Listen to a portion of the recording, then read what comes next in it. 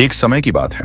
जंगल में नदी किनारे एक विशाल बरगद के पेड़ के नीचे आचार्य चाणक्य और चंद्रगुप्त एक साथ बैठे थे। तभी अचानक से चंद्रगुप्त ने पूछा, गुरुदेव, इस दुनिया में कौन नहीं चाहता है कि धनवान बने? मेहनत तो सभी करते हैं, धनवान बनने की सभी कोशिशें करते हैं, लेकिन मैंने अक्सर देखा है कि कुछ इंसान कम मेहनत करके भी अमीर हो जाते हैं। लेकिन गरीब मेहनत मजदूरी करता है, पसीना बहाता है, लेकिन फिर भी वो कभी धनवान नहीं बन पाता। क्या मेहनत से ही धन कमाया जा सकता, अमीर बना जा सकता है? चाणक्य मुस्कुराए। उनकी आंखों में वह तेज था जो सदियों से नीति के रहस्यों को संजोए हुए था। वे बोले, चंद्रगुप्त, जिंदगी में एक बात हमेशा याद रखना, मेहनत तो गधा भी करता है, गधा भी भारी बोझ उठाता है, दिन रात खटता रहता है, लेकिन गधे की तरह मेहनत करने वाले इंसान हमेशा गरीब ही रहता है। लक्ष्मी उसी के पास आती है जो बुद्धिमान होता है। मेहनत, अमीरी धनवान व्यक्ति मेहनत से नहीं अपनी बुद्धि से बनता है। अगर ये बात सबको समझ में आ गई, उस दिन समझो कि कायनात पलट सकती है। सब कुछ बुद्धि का खेल है। हकीकत में तुम्हें धनवान बनने के लिए मेहनत का 1% भी रोल होता ही नहीं है, क्योंकि मेहनत सिर्फ मजदूरी और दिमाग की चोरियां, यानी जो अपने दिमाग का इस्तेमाल नहीं करना चाहते हैं, उनके हिस्से ही आती है। अगर तुम धनवान बनने की राह पर हो तो सबसे पहले तुम्हें मेहनत छोड़नी पड़ेगी। तुम्हें वो चीज सोचनी पड़ेगी जैसे तुम अपने दिमाग को काम पर लगा सको। तब चंद्रगुप्त ने कहा, हे गुरुदेव, मुझे आज कृपा करके इन सभी चीजों के बारे में बताइए। चाणक्य ने सिर हिलाया और बोले, ठीक है, आज मैं तुम्हें इन्हीं बातों को बताऊंगा। इसलिए चंद्रगुप्त, तुम मेरी बातों को ध्यान से सुनो। नमस्कार दोस्तों, YouTube चैनल में आपका स्वागत है। इस वीडियो को अंत तक देखें, क्योंकि वीडियो में छिपे हैं चाणक्य नीति के वे रहस्य जो आपकी जिंदगी बदल सकते हैं।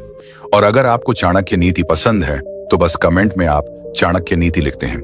हम समझ जाएंगे कि आप हमारे वीडियो को देखते हैं और आपको बहुत पसंद आ रही है। तो चलिए वीडियो की शुरुआत करते हैं। अब चाणक्य ने चंद्रगुप्त की ओर देखा और बोले, तब चाणक्य ने चंद्रगुप्त से कहा, मैं यह नहीं कहता कि तुम्हें मेहनत की आवश्यकता नहीं है। धनवान बनने के लिए मेहनत तो करनी ही पड़ेगी, परंतु उस मेहनत का तरीका थोड़ा अलग होगा। आज मैं तुम्हें वही समझाने जा रहा हूं। याद रखना, मेरी यह बातें तुम्हारे पूरे जीवन में काम आएंगी। चंद्रगुप्त, धन की देवी लक्ष्मी को आकर्षित करने के लिए मैं तुम्हें 7 ऐसे नियम बताऊंगा जो सदियों से राजाओं को सम्राट और गरीबों को धनवान बना चुके हैं। ये नियम मेहनत की नहीं, बुद्धि की पूजा करते हैं। हर नियम के साथ मैं एक छोटी सी कहानी सुनाऊंगा जो इनकी गहराई समझाएगी। ध्यान से सुनो, क्योंकि ये शब्द तुम्हारी किस्मत बदलने वाले हैं। नियम नंबर 1, लक्ष्मी बुद्धि की दासी है, श्रम की नहीं। चाणक्य बोले, पहला नियम यह है कि लक्ष्मी बुद्धि की दासी है, श्रम की नहीं। जो व्यक्ति अपने मस्तिष्क से निर्णय लेता है, जो जानता है कि कब, किसके लिए और कितना परिश्रम करना है, वही लक्ष्मी को बांध सकता है। केवल मेहनत करने से लक्ष्मी नहीं आती, नीति से मेहनत को दिशा दो, तभी वह फल देती है। बिना दिशा के मेहनत वैसी ही है जैसे हवा में उड़ते कागज का टुकड़ा, बहुत घूमेगा लेकिन कहीं नहीं पहुंचेगा। अब चाणक्य ने एक छोटी सी कहानी सुनाई। एक बार की बात है, एक छोटे से गांव में एक किसान रहता था, नाम था हरिया। हरिया दिन रात खेतों में पसीना बहाता था। सुबह सूरज उगते ही हल चलाता, शाम ढलते तक फसल काटता। लेकिन हर साल उसकी फसल सूख जाती, क्योंकि वह कभी मौसम की समझ नहीं रखता था। पड़ोस का एक दूसरा किसान मूला कम मेहनत करता था। वह साल में सिर्फ 2 बार खेत में जाता, एक बार बुआई के लिए, दूसरी बार कटाई के लिए। लेकिन मूला मौसम के संकेतों को पढ़ता था, बादलों की दिशा, हवा की गति, मिट्टी की नमी। वह जानता था कि बारिश कब आएगी, कौन सी फसल बोनी है। नतीजा, हरिया का खेत बंजर रहता, जबकि मूला का खेत सोने जैसा चमकता। एक दिन हरिया मूला से बोला, भाई, तू कम काम करता है, फिर भी तेरा अनाज बाजार में उड़ जाता है। मूला हंसा और बोला, हरिया, मेहनत तो तू करता है, लेकिन बिना दिमाग के। मैं मेरी मेहनत को दिशा देता हूं। चाणक्य ने कहानी समाप्त करते हुए कहा, देखो चंद्रगुप्त, हरिया की तरह ज्यादातर लोग मेहनत करते हैं, लेकिन बिना बुद्धि के। बुद्धि का मतलब क्या है? बुद्धि सिर्फ किताबी ज्ञान नहीं, बल्कि व्यावहारिक समझ है। उदाहरण के लिए, अगर तुम एक दुकानदार हो तो सिर्फ सामान बेचने से नहीं, बल्कि ग्राहक की जरूरत समझने से धन आता है। मान लो बाजार में सर्दी का मौसम है, एक दुकानदार ऊनी कपड़े स्टॉक करता रहता है, लेकिन बुद्धिमान दुकानदार देखता है कि लोग चाय की दुकानों पर ज्यादा आ रहे हैं, तो वह चाय का स्टॉल लगाता है। कम मेहनत, ज्यादा कमाई। चाणक्य नीति कहती है कि बुद्धि निवेश सबसे बड़ा निवेश है। नियम नंबर 2, धन को पकड़ने से पहले खुद को संभालो। चंद्रगुप्त, सुनो मेरे शब्दों को। जैसे वन्य पशु को बांधने से पहले स्वयं को मजबूत करना आवश्यक होता है। दूसरा नियम यह है धन दौलत को प्राप्त करने से पूर्व संयम और चरित्र को अपनाओ। जो पुरुष धन के आगमन से पहले ही अपनी इच्छाओं के जाल में फंस जाए वह धन को कभी स्थिर नहीं रख सकता। लक्ष्मी देवी वहीं निवास करती हैं जहां आत्म नियंत्रण का दीपक प्रज्वलित रहता है। बिना संयम के धन वह रेत का महल होता है जिसे प्रलोभन की लहरें एक क्षण में ध्वस्त कर देती हैं। हे राजकुमार, कल्पना करो कि तुम्हारा राज्य एक विशाल वृक्ष है। यदि जड़ें कमजोर हों तो कितना भी पानी डालो वह सूख ही जाएगा। संयम ही वे जड़ें हैं जो धन को पोषित रखती हैं। संयम का अर्थ है इच्छाओं पर विजय प्राप्त करना, जैसे योद्धा शत्रु पर। प्राचीन ग्रंथों में कहा गया है कि मनुष्य का मन एक अश्व है, यदि उसे लगाम ना दी जाए तो वह घोड़े को कहां ले जाएगा, कोई निश्चित नहीं। धन के संदर्भ में यह लगाम 3 स्तरों पर बांधनी चाहिए: शारीरिक, मानसिक और आर्थिक। शारीरिक संयम से तात्पर्य है कि शरीर को अनावश्यक भोजन या विश्राम से बचाना। जैसे एक राजा यदि प्रतिदिन भोज के अतिरेक में लिप्त रहे तो उसकी शक्ति क्षीण हो जाएगी और राज्य संचालन में थकान आ जाएगी। संयम से शरीर स्वस्थ रहता है, जो कार्य करने की शक्ति प्रदान करता है। मानसिक संयम का स्वरूप है क्रोध और लोभ पर नियंत्रण।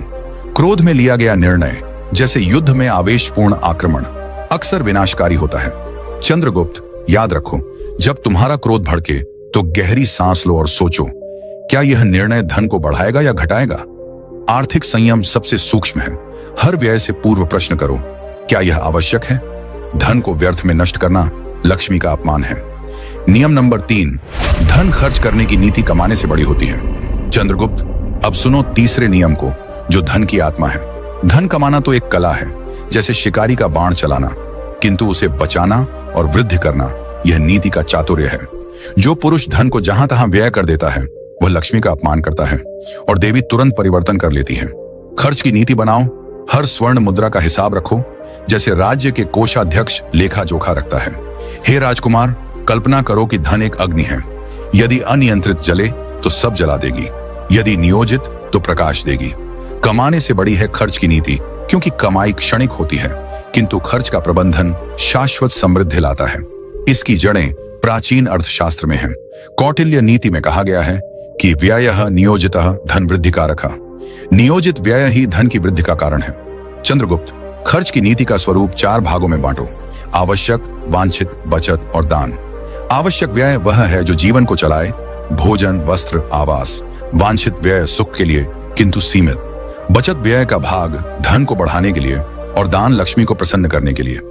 यदि तुम्हारी आय 10 मुद्राओं की हो तो 4 आवश्यक पर, 3 वांछित पर, 2 बचत में और 1 दान में लगाओ। यह नीति धन को अपमानित होने से बचाती है। नियम नंबर 4, समय धन से भी मूल्यवान है।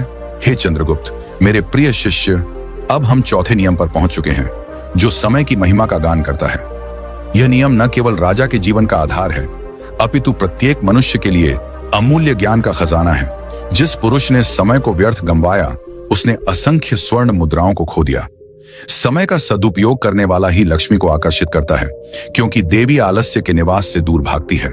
हर क्षण एक अवसर है, जैसे बीज बोने का समय।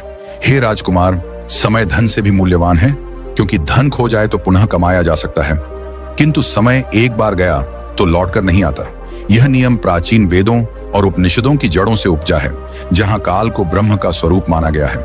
हर इंसान के पास जीवन में समान रूप से 24 घंटे मिलते हैं। एक अमीर सेठ के पास 24 घंटे हैं, एक गरीब भिखारी के पास भी 24 घंटे। फर्क कहां है? फर्क उपयोग में है।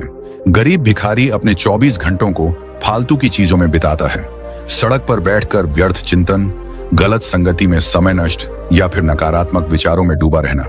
वह सोचता है, मेरा भाग्य ही खराब है, इसलिए क्या करूं?